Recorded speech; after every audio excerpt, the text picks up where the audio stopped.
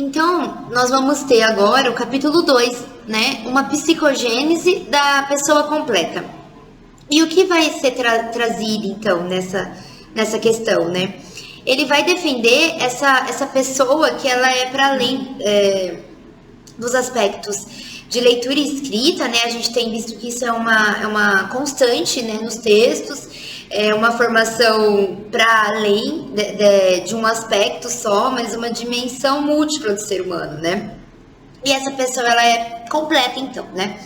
Então, ele vai admitir que há influências no meio para a composição do ser humano. Então, apesar dele considerar as questões biológicas, né, ele também vai dizer que o meio influencia nesse ser humano, que é determinado pela indissocialidade entre o biológico e o social. Então, ele é indissociável, sabe? Ele não tem como separar a questão biológica da questão social. Nós somos isso ao mesmo tempo. Ao mesmo tempo que nós temos questões internas, nós temos questões externas também, né? E a psicologia dele é denominada de psicologia genética. Por quê? Porque ele se debruça a estudar as origens, o início da formação do ser humano, de seus processos psicológicos, né? E ele vai conceber o desenvolvimento humano como integrado por campos funcionais. E quais são esses campos? O campo afetivo, o motor e o cognitivo, né? Então, essas dimensões, elas vão aparecer no decorrer do livro, né? E no decorrer da temática tratada pelo Vallon, né? Então, ele vai elaborar uma teoria que contempla o desenvolvimento da pessoa completa, da pessoa global, né? E ele vai eleger a observação como instrumento privilegiado para sua psicologia. Então, ele vai formular conceitos e teorias a partir da observação. Ele vai ter a observação como foco ali do trabalho dele, da pesquisa dele, né? De forma a compreender o contexto com o qual a criança está inserida. Para quê? Para ter condições de compreender as suas ações, né? Então, ele quer entender a criança, ele quer compreendê-la, e aí vai ser dessa forma, observando, que ele vai chegar a uma conclusão, né?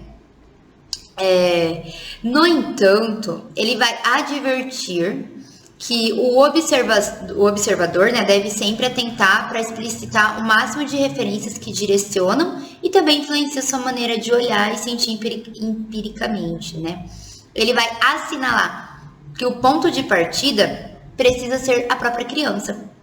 Então, deve-se pensar na criança, pensar nela por ela mesma, e esse é o ponto de partida do trabalho do Vallon, né?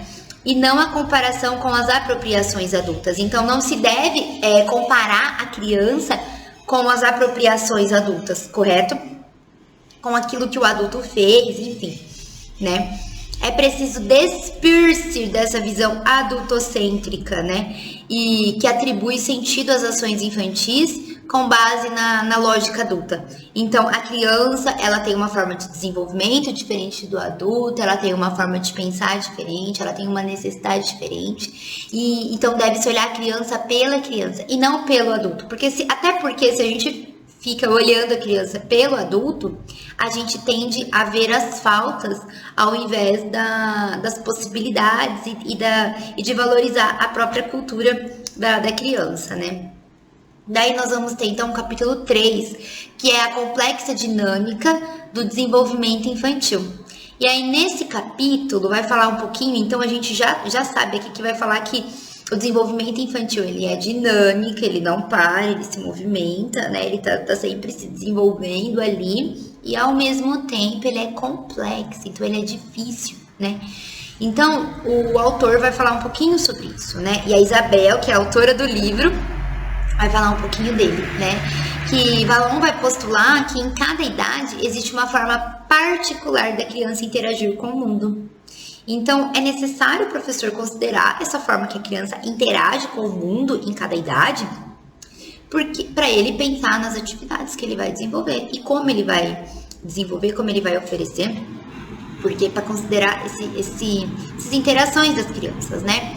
Então, espaço físico, as pessoas, a linguagem, a cultura.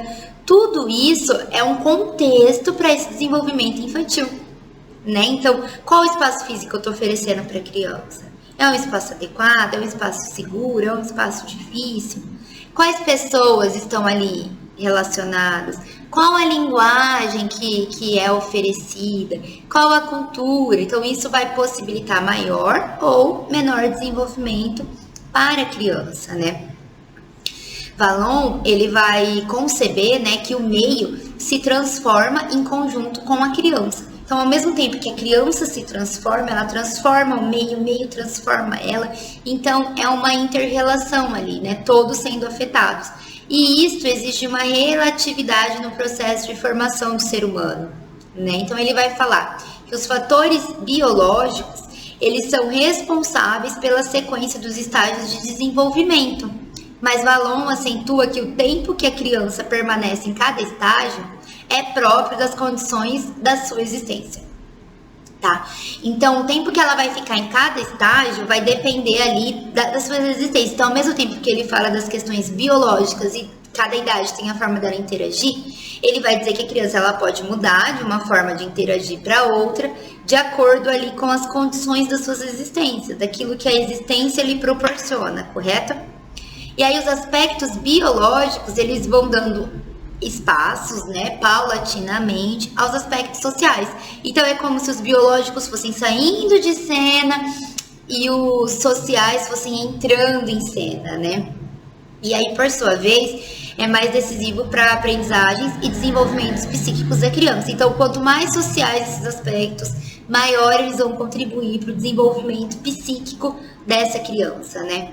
A linguagem e a cultura, elas vão proporcionar ao pensamento condições necessárias ao seu progresso. Então, como que nós possibilitamos que o pensamento da criança progrida, né? Oferecendo para ela linguagem, desenvolvimento da linguagem, da leitura, da escrita, né? Da linguagem artística, das diversas linguagens e a cultura. Aquilo que foi elaborado, aquilo que está guardado, né? Aquilo que foi acumulado perante a sociedade, é cultura. E aí a gente precisa disso, né? Então, por exemplo, o simples amadurecimento do sistema nervoso não é suficiente para o desenvolvimento intelectual a um nível superior. Mas o sujeito precisa fazer relações com a cultura. O que está querendo dizer o autor?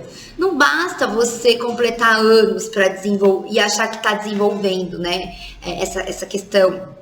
Mas você precisa ter mais espaços, ter mais tempo, você precisa ter relações, ter interações para desenvolver. Então precisa do biológico, mas também do social, né? Ele vai falar o tempo todo desses dois aspectos, né? E o ser humano se desenvolverá em níveis cada vez mais sofisticados até a sua morte, de acordo com a qualidade das relações e interações que estabelece com o meio. Então, conforme ele vai fazendo isso, até a sua morte ele vai se desenvolvendo. É um eterno desenvolver. Não tem uma idade que para de desenvolver, mas o desenvolvimento ele é eterno, né? Vai se desenvolver ali, né?